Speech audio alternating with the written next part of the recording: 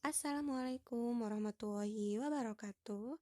Berjumpa lagi dengan Bu Yunita di mata pelajaran Ilmu Pengetahuan Sosial. Materi kita hari ini yakni kedatangan bangsa Inggris dan Belanda di Indonesia.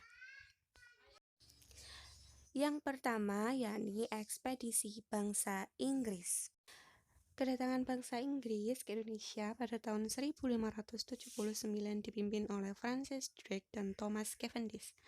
Mereka melewati rute yang sama dengan pelayaran Magellan atau bangsa Spanyol.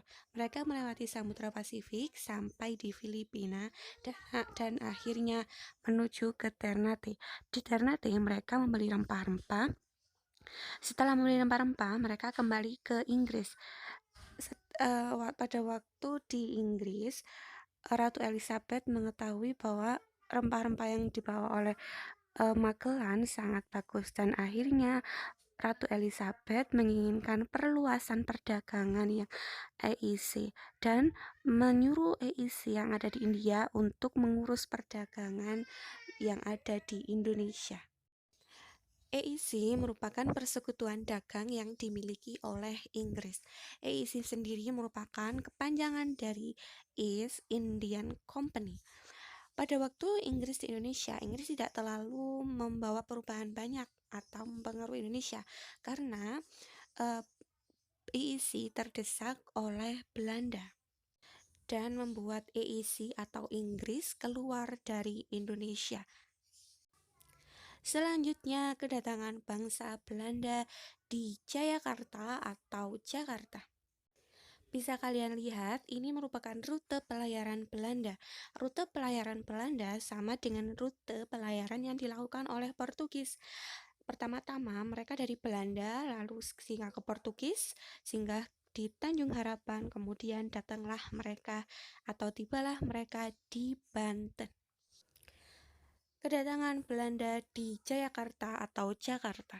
Pada tahun 1595, Cornelius de Houtman dengan 4 buah kapal yang memuat 249 awak bersama 64 meriam memimpin pelayaran mencari rempah-rempah ke arah timur sama dengan jalur yang diambil oleh Portugis.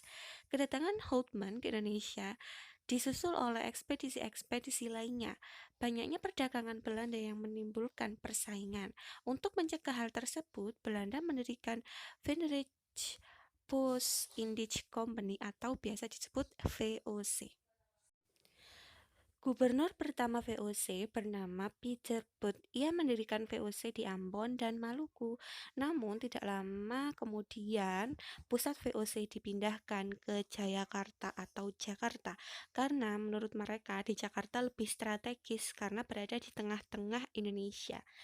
Selain itu, Belanda dengan mendirikan VOC ingin menyingkirkan Portugis dari Indonesia agar dapat menguasai perdagangan rempah-rempah yang ada di Indonesia. VOC dan Belanda semakin jaya dan berkuasa karena berhasil menyingkirkan Portugis dari Indonesia. Jayakarta kemudian diubah nama menjadi Batavia dan VOC mendirikan benteng-benteng sebagai pusat pertahanan, pusat kantor perdagangan, dan pusat pemerintahan. Pengaruh ekonomi VOC sangat kuat di Indonesia dengan dimilikinya hak monopoli perdagangan atau hak menguasai perdagangan rempah-rempah di Indonesia.